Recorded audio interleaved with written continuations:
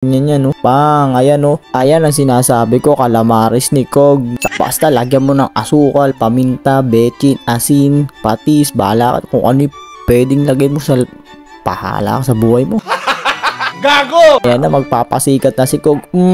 Gutom na gutom ah. Kala mo talaga, oh. Uy, ang cute. Magandang araw sa inyong lahat. Ako nga pala si Kog. Panibagong araw, panibagong food tripan na naman. At panibagong pagkakaabalahan na naman ang gagawin natin par. Siyempre bago ang lahat, first thing in the morning,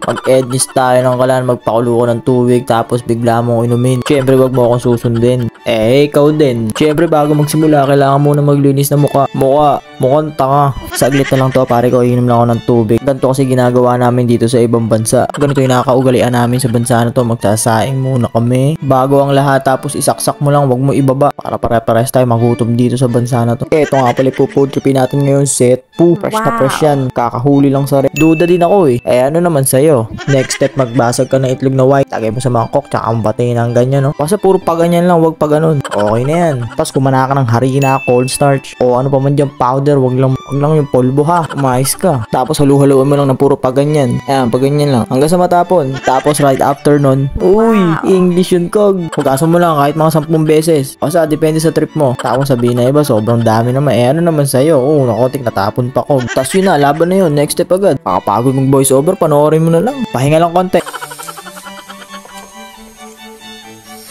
Okay na yun. Nilagyan ko lang ng pampalasa, tapos nilamas-lamas ko lang ng konti yan. Tapos, tapos ito na yung kanin, tapos di pa tayo nakakaluto ng food trip naman ako. Napakatagal mo. Ikukot na natin yung konti ka pa magkamali.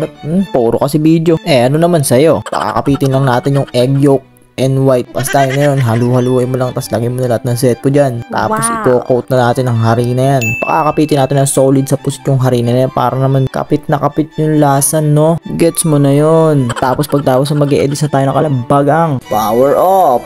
Maglalagay na tayo ng mantikang legal, tapos sobrang konti naman yan. Dinagdagan ko pa, tapos sasalang na natin.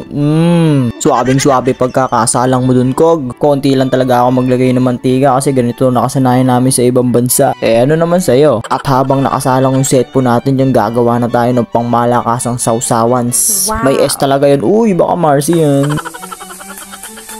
Walastik fantastic maghiwa si Kog. Kala mo talaga may tire, no? Di na ako, toy. Nas nilagay lang, ganun lang gagawin mo. Kung gusto mo makagawa ng mabisang sausawan, maniwala ka sa akin pa. Kung di mo trip, ikaw din. Lagyan natin ng asukal, pambalance. Balance diet, debiro lang. Basta lagyan mo ng asukal, paminta, bechin, asin, patis, bahala ka kung ano yung pwedeng lagay mo sa pahala ka sa buhay mo. Gago! Nilagyan ko lang yan ng suka, yung saktungan lang kasi maasim. May dato white yata yung nilagay ko na yun Gago! Sinalo-halo ko lang na ganyan yan, no? Pang, ayan, no? Ayan ang sinasabi ko, calamares ni Kog. Saktungan lang yung lasa niyan. Kita mo pag natikma mo, pwede talagang pambenta to. Alam ko no? Kaso ang problema, ako lang yate may alam. At tingin nyo guys, comment nga kayo kung pwede tayo magbenta niyan. Nilagyan ko lang ng mabisang chili garlic. Galing pa Nueva Ecija yan. Shoutout sa sponsor natin dyan. Ayan na, magpapasikat na si Kog. Gutom na gutom ah. Kala mo talaga Uy, ang cute. Kuhang-kuha mo yung inis ko talaga Kog. Thank you for watching.